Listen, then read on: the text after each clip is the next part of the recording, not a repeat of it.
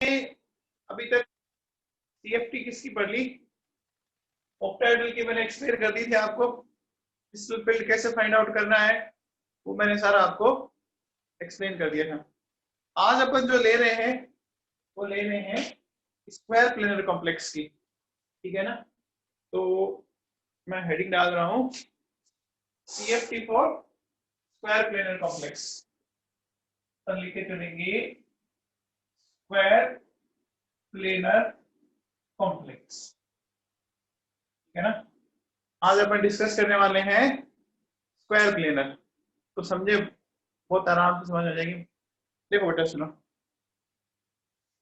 सबसे पहले ये जो कॉम्प्लेक्स दिख रहा है ये है ऑक्टाहेड्रल।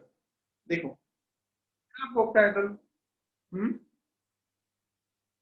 ऑक्टाहेड्रल में क्या होगा?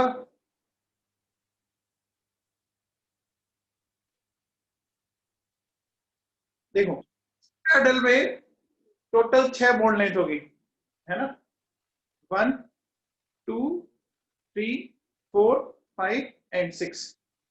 ये सारी की सारी बॉन्ड लेंथ इक्वल होगी, आइडेंटिकल होगी। ये बात समझ में आ रही है आपको, है ना। जो भी बॉन्ड लेंथ है, चाहे एक्स एक्सिस पे, चाहे वाई एक्सिस पे, चाहे जेड एक्सिस में, सारी की सारी बॉन्ड लेंथ क्या होगी? एक ही होगी। समझ में आ रही? अब ये कैसे? देखो बेटा, मैंने जो पहले डायग्राम बना रखा है ये वाला देखिए ऑक्टाहेड्रल, है ना। तो इसमें देखो 1 2 3 4 5 एंड 6, है ना। ये आपके लिगेंड है। देखो बेटा, ये मैं नंबर दे देता हूँ 1 2 3 4 5 एंड 6।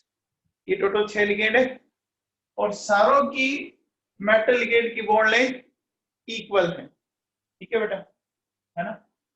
अब देखो, अगर मैं ऐसा बोलूं कि ये एक्स एक्सिस है, बोल सकते हैं अपन, है ना। तो इसको मैं क्या बोल सकता हूँ? वाई एक्सिस बोल सकता हूँ, है ना। तो क्यों बोल सकते हैं? क्योंकि देखो बेटा, एक्स और वाई दोनों एक दूसरे क्या होती है?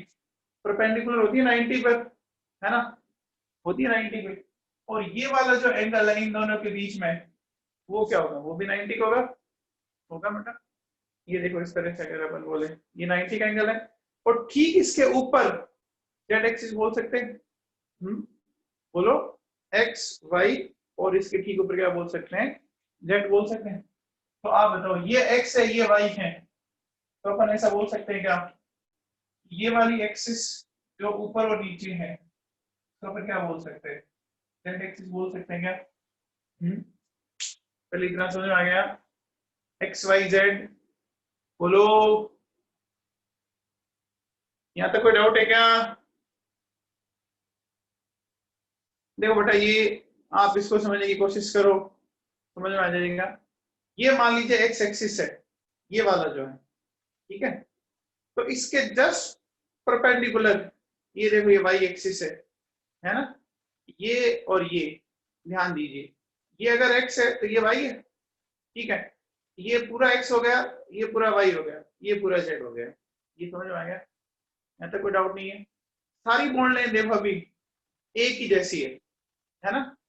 अब मैं क्या कर रहा हूं, देखो, जो जेड एक्सिस है ना, जेड एक्सिस पे जो बॉन्ड है उनको खींच के मैं लंबा कर रहा हूं। लंबा मतलब लिगेंड दूर लेके जा रहा हूं।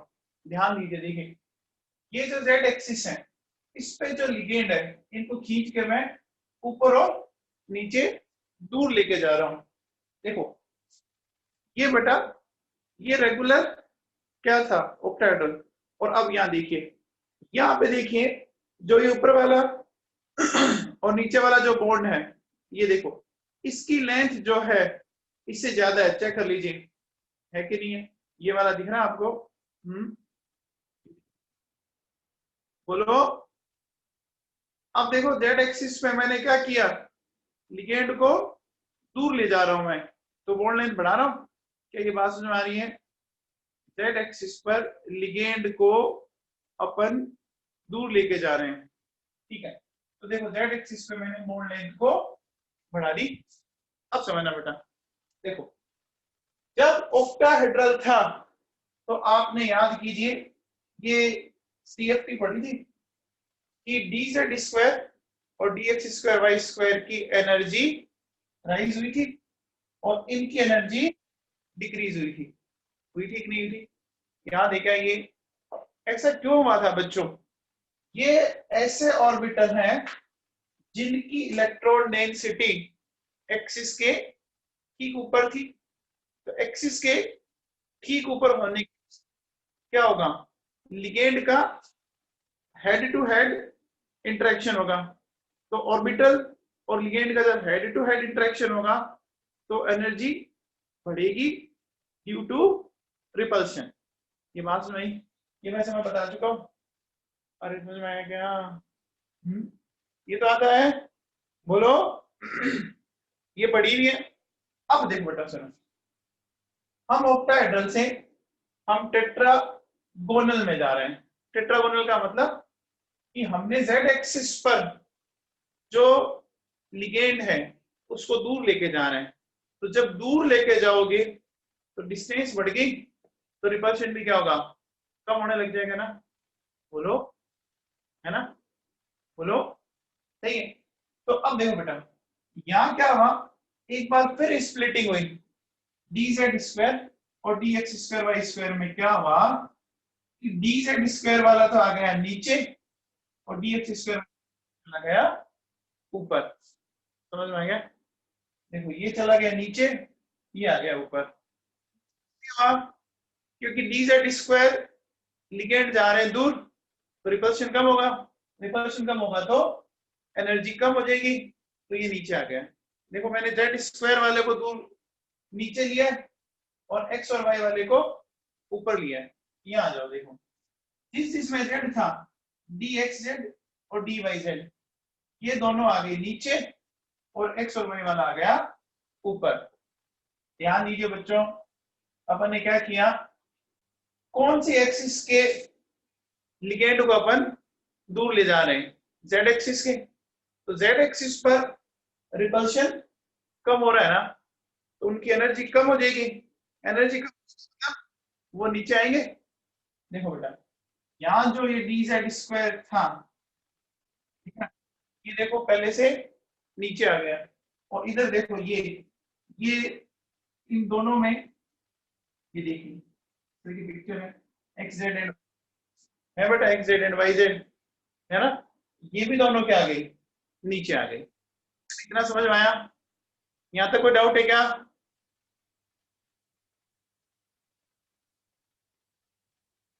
यहां तक कोई डाउट?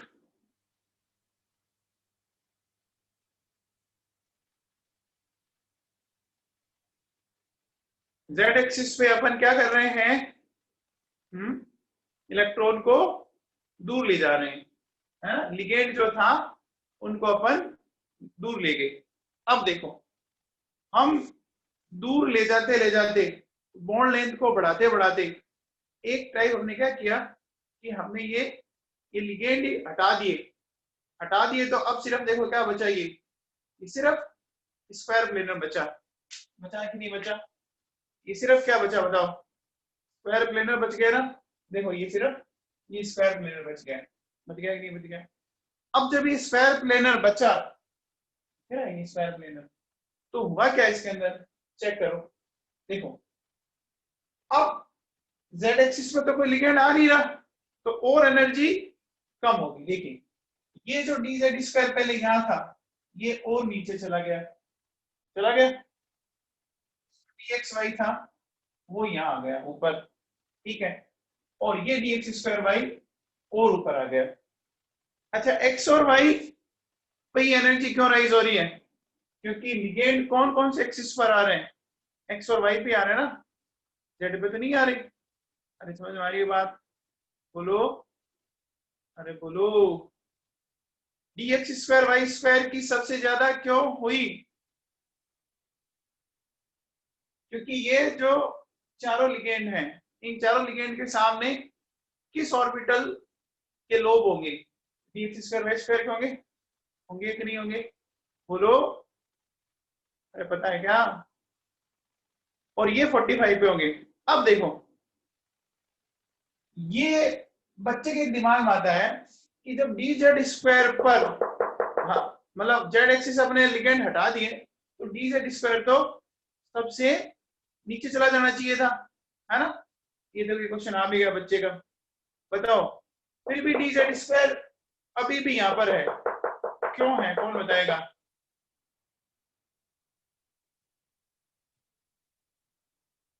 अमीषा जैन बताओ, डी जेड स्क्वायर इस लेवल पे क्यों है, क्यों नीचे नहीं गया, बताइए।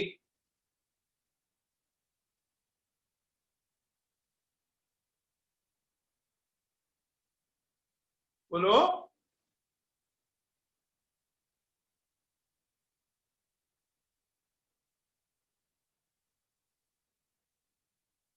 देखो बच्चों सुनो, अगर आपने डी जेड स्क्वायर की स्ट्रक्चर पढ़ी हो ना, तो देखिए आप, ये ऐसे लोग होता था, यहाँ एक रिंग होती थी, रिंग होती थी, ये देखिए इस तरह।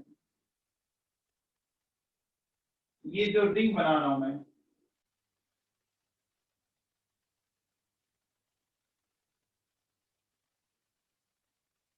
ठीक है। अब देखो बेटा सुनो, ये लोग तो जेड एक्सिस पर है, लेकिन रिंग कौन से प्लेन में है? एक्स वाई प्लेन में। रिंग प्लेन में है, एक्स वाई प्लेन में। अरे समझ में आई बात? देखो, लोग तो है जेड एक्सिस पर, और रिंग जो है वो है एक्स वाई प्लेन में। रिंग होती है भैया, लास्ट एटॉमिक सेक्शन में पढ़ा होगा आप लोगों ने। तो एक्स वाई प्लेन में होने के कारण अभी भी इसको कुछ रिपल्शन फेस करना पड़ेगा। करना पड़ेगा क्या? बोलो। आशुतोष गौतम, समझ में आई बात? अरे ये बात समझ में आई क्या? डी जेड स्क्वायर में जो रिंग होती है वो कौन से प्लेन में होती है? एक्स वाई प्लेन में होती है, एक्स वाई प्लेन में। और एक्स वाई प्लेन में रिंग होने के कारण लिगेंड कौन से में आ रहे हैं? एक्स वाई प्लेन में ही आ रहे हैं, तो कुछ तो रिपल्शन होगा। देखो, इनमें सबसे ज्यादा क्यों होगा? क्योंकि आप अगर ध्यान दें तो जो यहां आपने लो बनाया, देखो बनाया लो, है ना, ये जो लोग हैं, है ना, इस लोग के अकॉर्डिंग आप क्या कह सकते हो? ये एक्स एक्सिस, ये वाई एक्सिस, तो confirm d x square y square हो गया, है ना। और जो डी जेड स्क्वायर है, इसकी जो रिंग बनी हुई है, रिंग भी किसी प्लेन में होगी, है ना। तो देखो, सबसे ऊपर डी का वो ऑर्बिटल आया जिसमें इलेक्ट्रॉन डेंसिटी एक्सिस पे थी, ठीक है। फिर डी का वो ऑर्बिटल आया जिसमें इलेक्ट्रॉन डेंसिटी एक्स और वाई के बीच में। फिर वो आया जिसमें एक रिंग एक्स वाई प्लेन में है बेटा। एंड देन सबसे लास्ट में वो आया जिसमें जेड एक्सिस आ गई। ये समझ में आया? बोलो। अब देखो बेटा सुनो, ये डिफरेंस मैंने मान लिया डेल्टा वन, ये मैंने मान लिया डेल्टा टू, ये डेल्टा थ्री। इन यहां से यहां तक जोड़ेंगे आप, delta one, delta two, delta three. तो मैंने लिखा delta one, delta two, delta three. इन सबको जोड़ने से जो स्ट्रक्चर बनी वो पूरा क्या है? सीएफएसी ऑफ स्क्वायर प्लेनर। अब बेटा देखो, ऑक्टाहेड्रल कितनी सीधी? ये थी ऑक्टाहेड्रल की, तो है ना बेटा, ऑक्टाहेड्रल कितनी सीधी। लेकिन ध्यान दीजिए, यहां से ये क्या हो रहा है? ऊपर भी बढ़ा और नीचे भी बढ़ा, दोनों तरफ बढ़ा है ना। देखिए यहां से अगर आप चलो और यहां से चलो, आप ऊपर भी गए और नीचे भी गए, तो देखो स्क्वायर प्लेनर की जो सीएफएससी है वो ऑक्टाहेड्रल से क्या है? ज्यादा है। और मैथमेटिकली ये इतनी आती है। स्क्वायर प्लेनर की जो CFSC है वो 1.3 टाइम ऑफ ऑक्टाहेड्रल आती है, ठीक है ना, 1.3 टाइम। अब ये मैथमेटिकली प्रूव करना अपने सिलेबस में है नहीं, इसलिए आप इसको लर्न कर लें बेटा, ठीक है ना। तो ये समझ में आ गया। आप डी ऑर्बिटल को फोकस करो।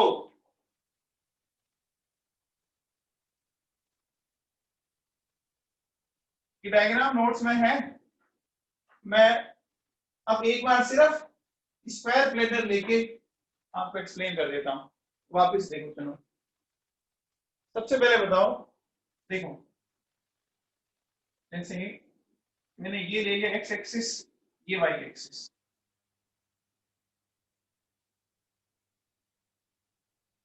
ये जो ऑर्बिटल बनाया ये मैंने बनाया कौन सा, dxy बनाया। इसी तरह से देखो, अगर मैं ये लेता हूं x और z, ये हो गया dxy, ये हो गया dxz। एक अपन और बना सकते हैं,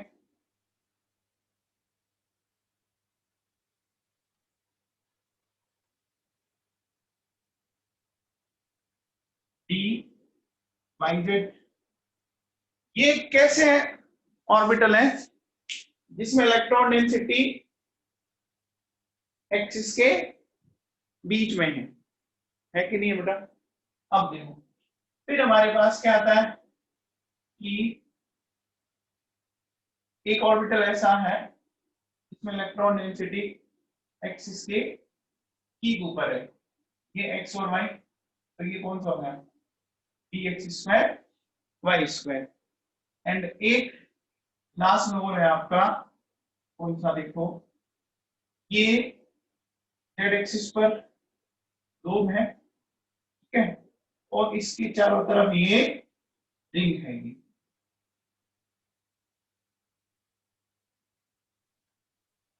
ये समझ में आ गया। ये मैंने डी के ऑर्बिटल बताए थे। तो जो रिंग है वो कौन से प्लेन में, एक्स वाई प्लेन में है ना। रिंग किस प्लेन में है, एक्स वाई प्लेन में, ठीक है बेटा। अब देखो सुनो, अगर अपन स्क्वायर प्लेनर की बात करें, ये करेंगे, ये स्क्वायर है, बोलो स्क्वायर है ना। देखो बेटा ये जस्ट लाइक ऐसे ही है कि नहीं, ये स्क्वायर है ना। ये मैंने अगर एक्स एक्सिस ली तो ये भी एक्स ही होगी, ये मैंने वाई एक्सिस ली तो ये भी वाई एक्सिस होगी, होगी कि नहीं होगी।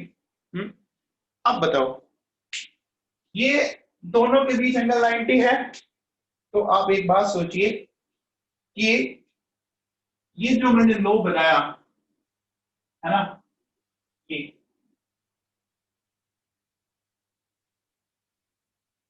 ये कौन सा ऑर्बिटल का बनाया है बताओ। ये जो मैंने लो बनाए ये कौन सा ऑर्बिटल के बनाए, बताओ भाई। D x square y square क्या बनाए, बनाए है ना। अब देखो बेटा सुनो, लिगेंड इधर से भी आ रहा है और लिगेंड इधर से भी आ रहा है, इधर से भी लिगेंड आ रहा है और इधर से भी लिगेंड आ रहा है, आ रहा है कि नहीं आ रहा। तो जब लिगेंड आ रहा है तो लिगेंड के इलेक्ट्रॉन और इन ऑर्बिटल के इलेक्ट्रॉन की जस्ट आमने सामने लड़ाई होगी, तो इनकी एनर्जी सबसे ज्यादा होगी क्या, बोलो होगी क्या। तो अपन एक काम करें, देखो बेटा, देखो d x square y square का लिगेंड के साथ जो एंगल है वो 0 डिग्री हो गया। फिर आमने सामने का तो 0 हो गया ना, हो गया, बोलो हो गया, ठीक है। चलिए अब देखो, अगर अपन बात को आगे बढ़ाएं, है ना, एक्स और वाई दोनों के बीच की बात करें, जैसे ये एक्स और वाई है तो बीच की बात करें, तो बीच में जो लोब आएगा दो एक्सिस के बीच वाला लोब है ना, कौन सा लोब, दो एक्सिस के बीच वाला लोब, देखो ये dxy होगा कि नहीं होगा? होगा क्या? बोलो। dx और देखो बेटा, इन दोनों के बीच की बात कर रहा हूं। बीच का मतलब समझ पा रहे हैं आप? ये देखो, इन दोनों के बीच में जस्ट लाइक ऐसे, है ना? बोलो, दोनों के बीच में ये इस तरह से दिखे, ठीक है? बोलो। तो आप बताओ कि जो d x y and legend है, इसके लिए एंगल कितना आ गया? 45 आ गया क्या? है ना? आ गया। बोलो। ठीक है, फिर देखो, फिर मैं ले रहा हूं D z square and ligand. तो जेड एक्सिस ऐसे होगी, ये देखो जेड एक्सिस तो 90 पे चली गई, लेकिन रिंग जो है ना वो एक्स वाई प्लेन में, तो उसके साथ एंगल कितना हो गया? बोलो। उसके साथ एंगल क्या हो गया? 0 हो गया ना, रिंग के उसी प्लेन में आ गई। तो मैं कह सकता हूं 0 एंड 90। बोलो। अब देखो बेटा, यहाँ दोनों एक्सिस के साथ एंगल 45 45 है, और एक के साथ 0 और एक के साथ 90। आप ऐसे सोचिए, दो सब्जेक्ट है और दोनों के 90 मार्क्स के पेपर हुए। एक बच्चा ऐसा है जिसमें दोनों में 45 45 ले आया, पास हो गया। और एक बच्चा ऐसा है कि जिसके एक में तो 45 की जगह 90 आ गई और एक में 0 आ गया। बताओ, तो बच्चा फेल हो जाएगा ना? ये तो फेल हो गया एक तरह से। देखो, भले ही इसमें पूरे में से पूरे नीट में या जेई में मान लो इसके फिजिक्स में से पूरे आ गए, और किसी एक दूसरे सब्जेक्ट में 0 आ गया, क्या वो सिलेक्ट हो जाएगा? नहीं होगा ना। तो कंपैरेटिवली रिपल्शन कम हुआ, हुआ कि नहीं हुआ? बोलो। अरे वाह,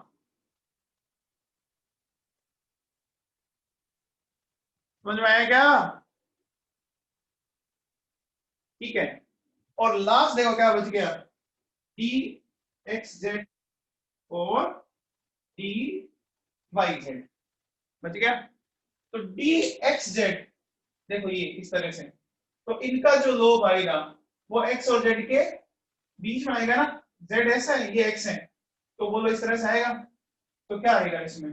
45 एंड 90 आएगा कि नहीं आएगा? बोलो। अब आप देख लीजिए, सबसे कम एंगल, फिर कम, फिर ज्यादा और ज्यादा। जितना एंगल दूर होता गया रिपल्शन कम होता गया। क्या ये समझ में आया एंगल वाला फंडा?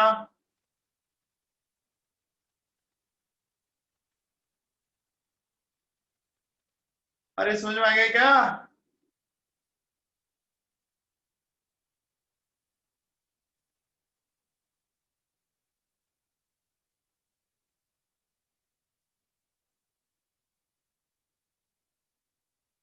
बेटा देखो, ये जेड एक्सिस है, इसके परपेंडिकुलर ऐसे होगी।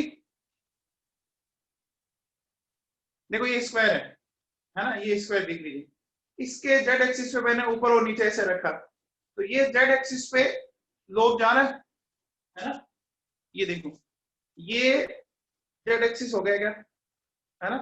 तो सपोज एक लोब ऊपर है और एक लोब नीचे है ना बेटा? ऐसे। और ये रिंग है, ये जो येलो वाली दिख रही है वो रिंग मान लीजिए एक बार। तो ये रिंग कौन से प्लेन में आई? बताओ। अरे रिंग कौन से प्लेन में आई? एक्स वाई प्लेन में आ गई ना? समझ में आ गया? बस इतना सा फंडा था। अब देखो बेटा सुनो, ट्वेल्थ में तो ये है नहीं, है ना? ट्वेल्थ में तो है नहीं, और कंपटीशन में जरूर आ सकते, तो जिनको सिर्फ ट्वेल्थ करना है वो तो इसको ना पढ़े, ठीक है? ये ऑर्डर पूछते कि सबसे ऊपर कौन होगा, फिर ये, फिर ये, फिर ये आता है, ठीक है?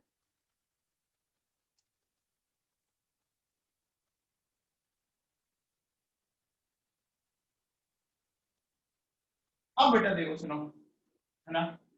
अब अपन पढ़ते हैं CFT4 tetrahedral complex, crystal field theory for tetrahedral complex, है ना?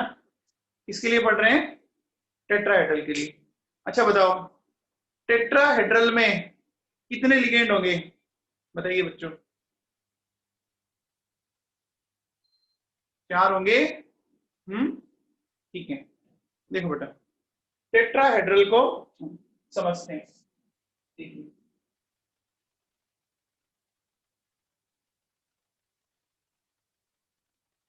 ये टेट्राहेड्रल है भी ये टेट्राहेड्रल।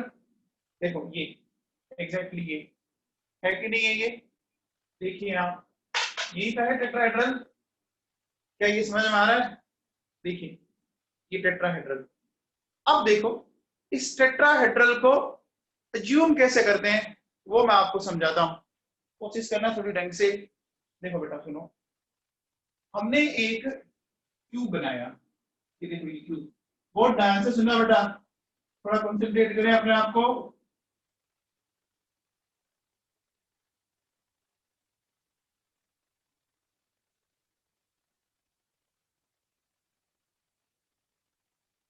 ठीक है, इसमें कोई दिक्कत नहीं।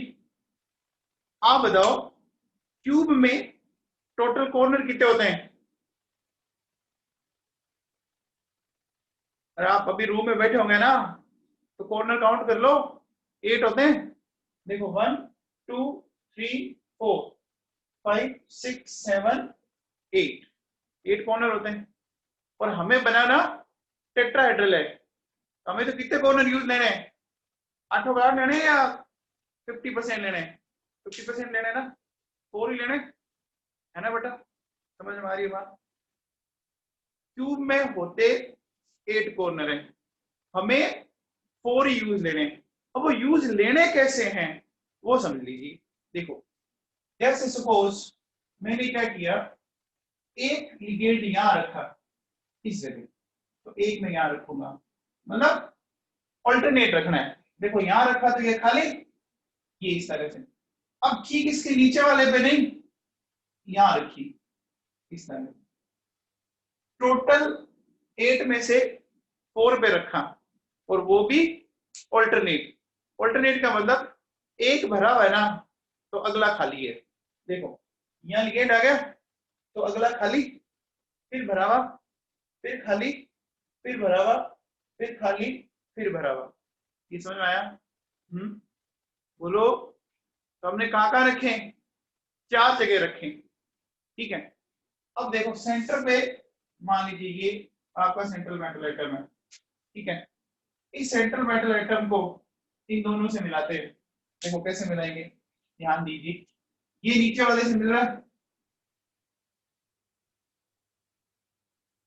ठीक है, और ये ऊपर वाले से मिला,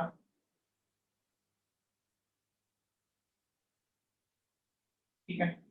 इसको मैं समझाता हूं। देखो देखो बेटा, ये आपके सामने जो मैंने क्यूब का मॉडल बताया था ना, वो ठीक वैसे ही है। ध्यान दीजिए, देखो इस क्यूब को थोड़ा इमेजिन कीजिए आप, सामने एकदम आपका अच्छा वाला कॉर्नर दिख रहा है 8, 1 2 3 4, है ना, फिर 5 6 7 और 8। देखो बीच में यहाँ क्या है, ये सेंटर है, देखिए आप, जो सेंट्रल मेटल एटम होता है, ठीक है ना। अब देखिए बेटा, ये टेट्राहेड्रल है, ये देखिए आपके सामने। इस टेट्राहेड्रल को जब मैं इस क्यूब के अंदर एंटर करवाता हूं, देखो मैंने इसके अंदर इसको अंदर एंटर करवाया, ये अंदर एंटर करवाया। अंदर एंटर करवाने के बाद देखिए इसका ये जो है एटम, वो देखो इसको पॉइंटेड है, ध्यान दीजिए इस तरफ पॉइंटेड है, एकदम दिख रहा है अच्छा वाला। देखिए अब ये देखो ये किधर पॉइंटेड है, ये इस तरफ है, देखिए। और ये वाला जो है वो इस तरफ पॉइंटेड है।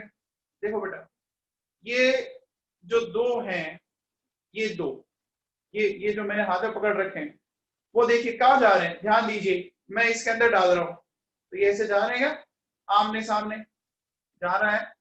और नीचे वाले दो नीचे वाले दो देखो, ये इस तरह से जा रहे हैं, ये ऐसे जा रहे हैं। अरे कुछ समझ में आ रहा है क्या? ये ध्यान दीजिए, ये जो मैंने बना रखा है ये वही है जो बोर्ड पे बना रखा है। और ये देखो आप, ये इस तरह से, अरे देखो इसको, दो ऊपर जाएंगे और दो नीचे जाएंगे। क्या ये बात समझ में आ रही है? अरे समझ में आई क्या? देखो एकदम अच्छे से दिख रहा है। ये वन, ये टू आमने सामने रखा, इधर से नहीं जोड़ा, देखो मैंने इसको, ध्यान दो आप, इधर से भी नहीं जोड़ा।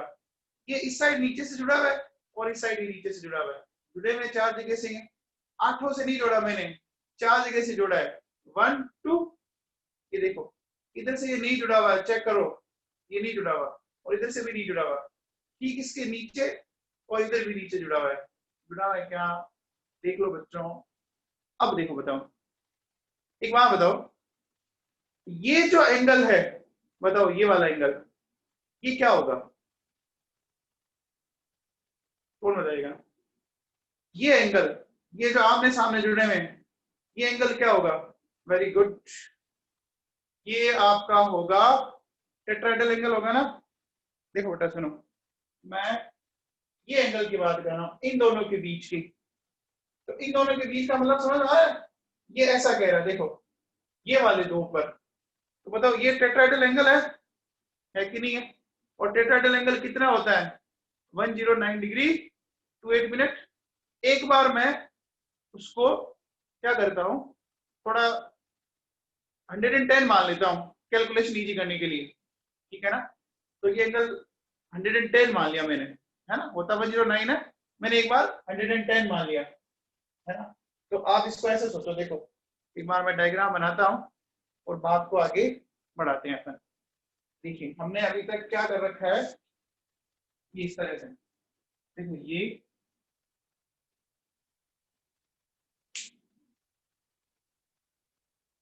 यहाँ पे देखिए क्या है,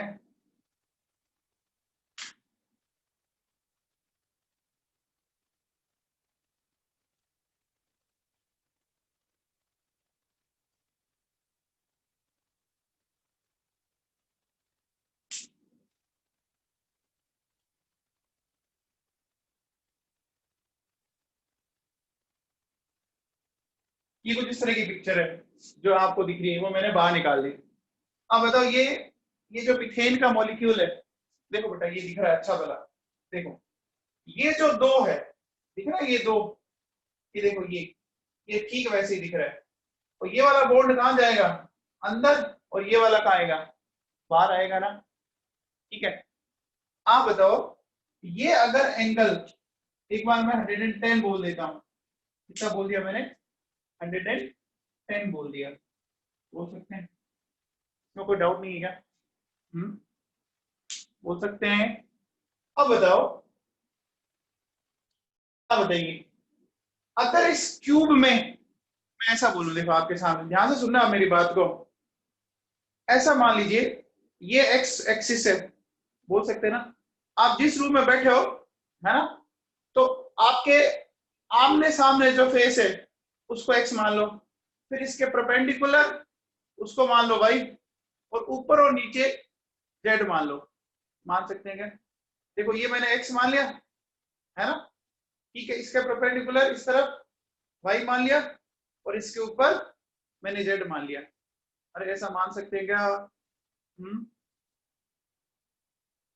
अरे समझ में आई क्या बात?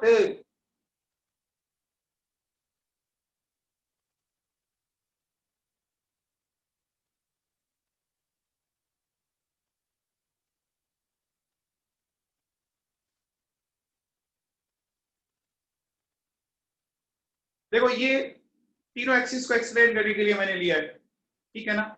अगर मैं इसको सेंटर पे रख देता हूं इस तरह से, तो देखो बेटा क्या दिख रहा है आपको, ये देखिए आप ढंग से, एक आपकी तरफ आ रहा है, इसको एक्स मान लो, एक इसके 90 पे वाई मान लो, और एक ऊपर और नीचे उसको क्या मान लो? जेड मान सकते हैं क्या? बोलो। ठीक है।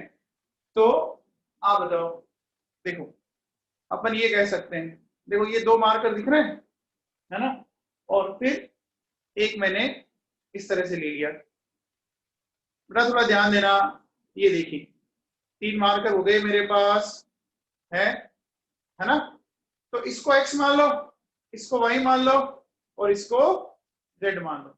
मान सकते हैं क्या? मान सकते हैं क्या? ठीक है। तो बेटा एक बात बताओ कि अगर मैं बोलूं कि ये z एक्सिस है, तो यहां मैंने एक लो बनाया, यहां मैंने एक लो बनाया, ये है ना, ये जो लोब है वो z एक्सिस पे बनाया है, तो ये किस ऑर्बिटल का लो बनाया मैंने, बताओ? ये जो z एक्सिस पे मैंने लो बनाया है, ये किस ऑर्बिटल का है, फिर बताओ आप? स्क्वायर का है क्या? है क्या? है क्या? है dz स्क्वायर। ठीक है, आप बताओ ये जो dz स्क्वायर बना वो एग्जैक्टली इन दोनों के बीच में आया कि नहीं आया? अरे बीच में आएगा, इन दोनों के कहा आएगा? बीच में आएगा, आएगा क्या? तो अब बताओ इस लोब का इस लिगेंड से एंगल कितना हो गया? फिर कितना हो गया ये एंगल? 55 हो गया ना? हाफ हो गया? हो गया बेटा। देखो बहुत सिंपल सी बात बोली है मैंने, थोड़ा सा आप इमेजिन करो। देखो ये पूरा एंगल 110 था, हमने बीच में पकड़ के रखा है, तो पूरा 110 था, तो आधा कितना हो गया? आधा कितना हो गया? 55 हो गया क्या? हो गया। इसका मतलब लिगेंड का dz स्क्वायर और dx स्क्वायर वाई स्क्वायर के साथ जो एंगल आएगा वो कितना आएगा? 55 आएगा क्या? अरे आएगा क्या? बोलो, आएगा? बाइसेक्ट कर रहा है, ध्यान दीजिए, एकदम बीच में। ये x axis, y axis, z axis अभी मैंने एक्सप्लेन किया था, तो बीच में आएगा। ठीक है, अब बताओ, एक बात बताओ,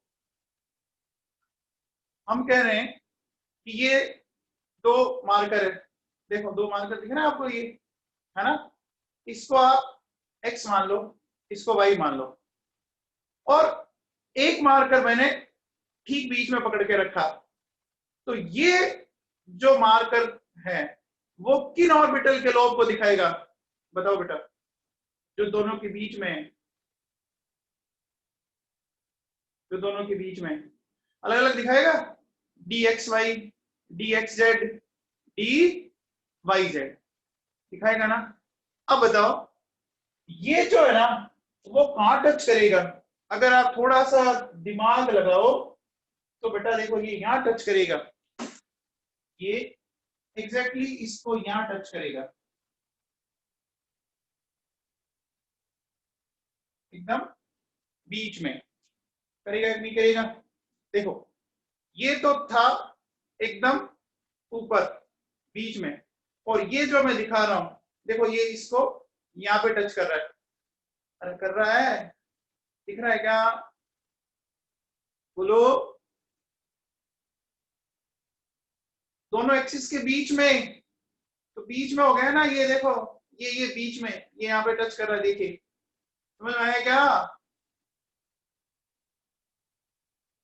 अरे भाई साहब समझ में आया क्या? अब बताओ मुझे, आप ये कह रहे हो, देखो हमने ऐसा बोला कि, देखो मैं एक ट्राइंगल बना लेता हूं अलग से,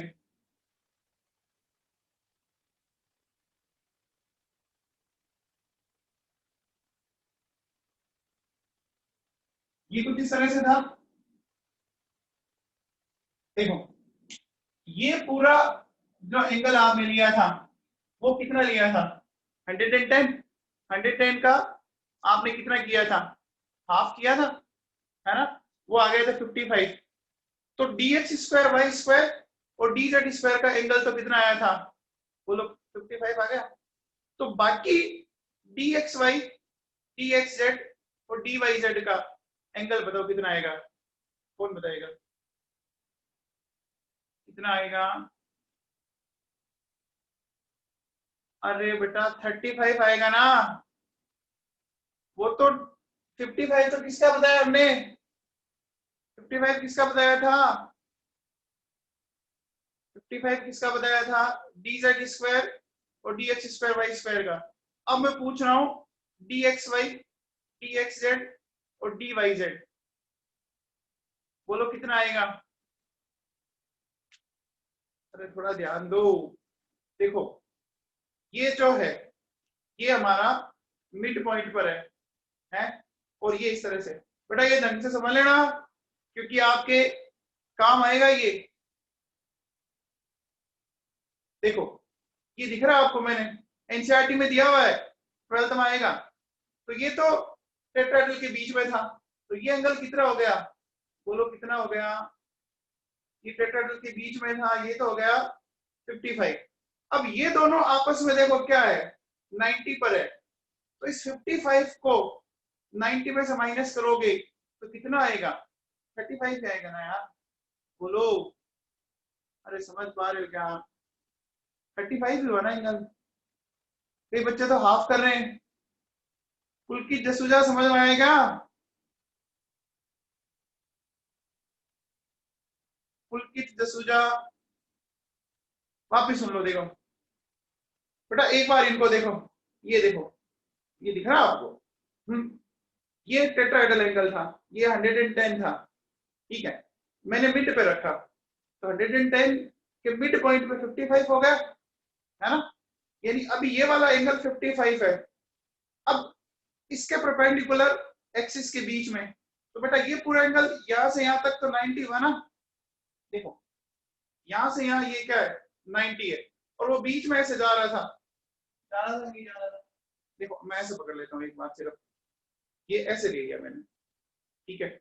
ये एंगल 55 है और ये पूरा कितना है 90। तो 55 में से माइनस करोगे, सॉरी 90 में से 55 माइनस करोगे तो कितना आएगा, ये 35 है ना। अरे समझ में आया क्या?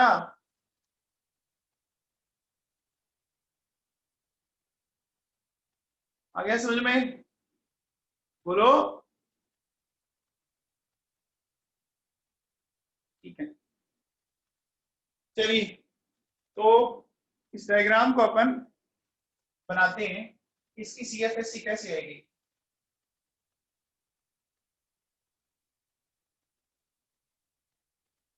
देखो क्या करेंगे, ध्यान दीजिए। ये हमारे पास 5d ऑर्बिटल है, 5d ऑर्बिटल है। हम क्या कर रहे हैं, इनको टेट्राहेड्रल क्रिस्टल फील्ड में रख रहे हैं। तो इस बार देखो इसकी जो सीएफएस आती है ना, वो जस्ट अपोजिट आएगी। देखो क्या, ये 3 ऑर्बिटल तो चले गए ऊपर और ये 2 ऑर्बिटल आ गए नीचे, है ना। इसका रीजन समझते हैं अपन। देखो बेटा सुनो, अभी अपन ने बोला था कि angle between ligand and lobes of dx square y square and dz square, ये कितना आया था, 110 का हाफ 55 आया था क्या, dx square y square dz square का, ये समझ में आएगा। टेट्राहेड्रल के ये मान लीजिए 110 है ना, और एक्सिस के जस्ट बीच में आया, आया कि नहीं आया, तो ये देखो कितना हो गया 55 रहेगा, और जो बाकी जो ऑर्बिटल है वो यहाँ आया। अगर ये 55 है तो ये अपना अभी कितना बचा, देखो 35 ही बचा ना अब तो। तो अब देखो फिर सेकंड पॉइंट क्या लिखेंगे, angle between ligand and lobes of dxy dxz dyz, ये कितना हो गया 90 माइनस 55 कितना आ गया? क्या ये समझ में आया? अरे ये एंगल समझ में आया क्या? अब बताओ इन एंगल को देख के बताइए कि कौन से ऑर्बिटल ज्यादा पास है। ये तीन ऑर्बिटल ज्यादा पास है ना, d x y d x z d y z, ये ज्यादा पास है। तो ज्यादा पास है तो इनको ज्यादा रिपल्शन मिलेगा। जब ज्यादा रिपल्शन मिलेगा तो देखो ये तीनों तो आगे ऊपर है ना, आगे क्या बोलो, और ये दो एंगल ज्यादा है, रिपल्शन कम होगा, ये कहाँ गई? नीचे आ गई। क्या ये बात समझ में आई? आई क्या बात समझ में? अरे एंगल क्लियर हुआ क्या? ठीक है, तो अब बताओ अपन ऐसा कह सकते हैं कि जो टेट्राहेड्रल की जो सीएफटी है ना, वो ऑक्टाहेड्रल की जस्ट अपोजिट है कि नहीं है? अरे है ना, बोलो। तो देखो ऊपर कौन कौन गई, d x y d x z और डी वाई जेड, और यहां देखो कौन आई, d z square d x square y square आए। इन दोनों के बीच का डिफरेंस ये मैं ले लेता हूं delta T. T stands for tetrahedral, समझ में आया? अब बताओ ये मिड पॉइंट ले तो कितना ऊपर जा रहा है और कितना नीचे आ रहा है, ये बात करते हैं। टोटल ऑर्बिटल कितने हैं? 5 है ना, 3 ऊपर और 2 नीचे हैं, है ना बेटा? तो जो यहां डिक्रीमेंट होगा वो ऊपर वालों के इंक्रीमेंट होगा। होगा क्या? जितना नीचे वालों का डिक्रीमेंट हुआ उतना ही तो ऊपर वालों के क्या होगा, इंक्रीमेंट। ये तो एनर्जी कंजर्वेशन है। तो इसका क्या लिखोगे बताओ, ये वैल्यू कितनी आई, मिड पॉइंट से कितना ऊपर गए, ये बोलोगे 2/5 डेल्टा टी। 2 क्यों बोला, ये दो ऑर्बिटल जो इनका जो डिक्रीमेंट है वो उनका इंक्रीमेंट होगा, और 5 क्यों, टोटल 5 है, और इसके लिए कितना आएगा, ये आएगा 3/5 डेल्टा टी। अरे 2 और 3 समझ में आएगा? देखो 2 ऑर्बिटल 3 ऑर्बिटल टोटल कितने हैं, 5 है। जो इसका डिक्रीमेंट वो इनका इंक्रीमेंट, समझ में आएगा? देखो ये ऑक्टाहेड्रल की जस्ट अपोजिट आ रही है। आ रही कि नहीं आ रही है, बोलो। आ रही है क्या? अरे समझ में आई क्या? अब एक बात सुनो बेटा, देखो टेट्राहेड्रल का ये जो डेल्टा टी है और ऑक्टाहेड्रल का जो डेल्टा, इनमें लगभग लगभग ये रिलेशनशिप आता है। मतलब टेट्राहेड्रल की जो सीएफएससी है वो ऑक्टाहेड्रल की सीएफएससी की 50% से भी कम आती है। अब ये कैसे एक्सप्लेन कर सकते हैं, ये समझते हैं अपन ढंग से, है ना? तो देखो सुनो बेटा, एक बात बताओ, ऑक्टाहेड्रल की अगर बात करूं, है ना, तो ऑक्टाहेड्रल में एक बात बताओ मुझे, लिगेंड एंड डी स्क्वायर और d x square y square, इनके बीच में एंगल कितना लिया था ऑक्टाहेड्रल में, वो तो 0 आया था, है ना? और फिर आपने बताओ legend d x y d x z d y z, इनमें कितना आया था, 45 आया था क्या? और आया था क्या ऑक्टाहेड्रल में? ये तो एक्सिस के ठीक ऊपर आ रहे थे, आ रहे थे, और ये एक्सिस के बीच में आ रहे थे, आ रहे थे क्या, बोलो? आ रहे थे, अरे आ रहे थे क्या? हम्म,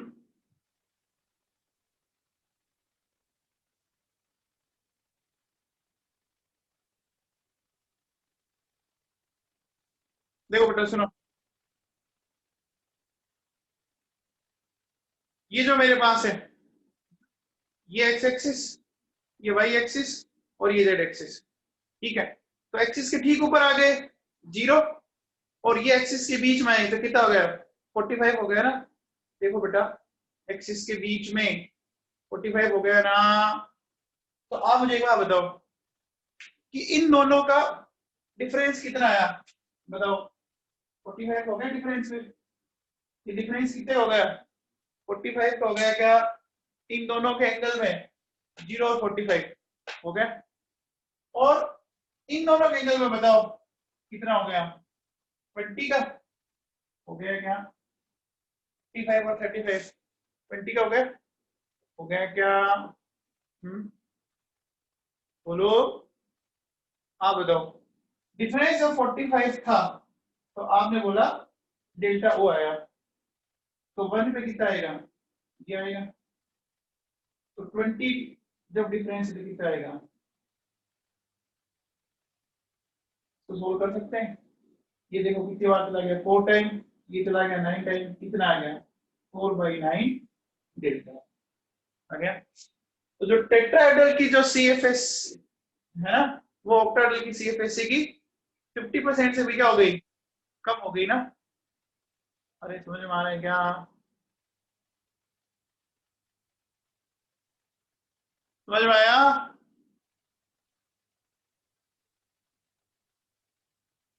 तो आप इसको ऐसे भी समझ सकते हो, देखो बेटा कि देखो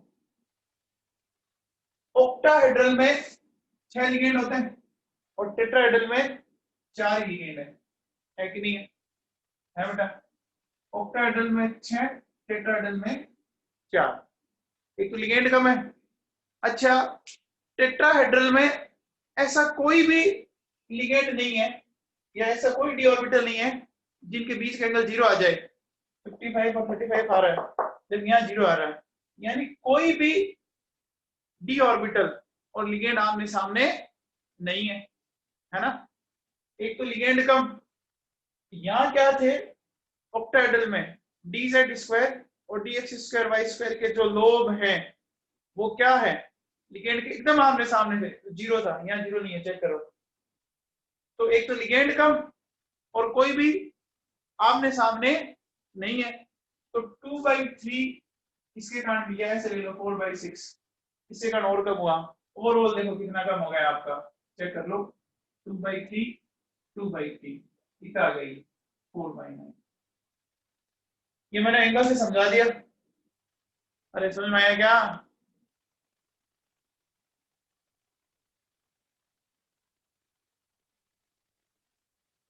तो बेटा टेट्राहेड्रल की CFSC बहुत ही कम होती है। एक बात सुन लेना बेटा, ये थोड़ा 3D व्यू था।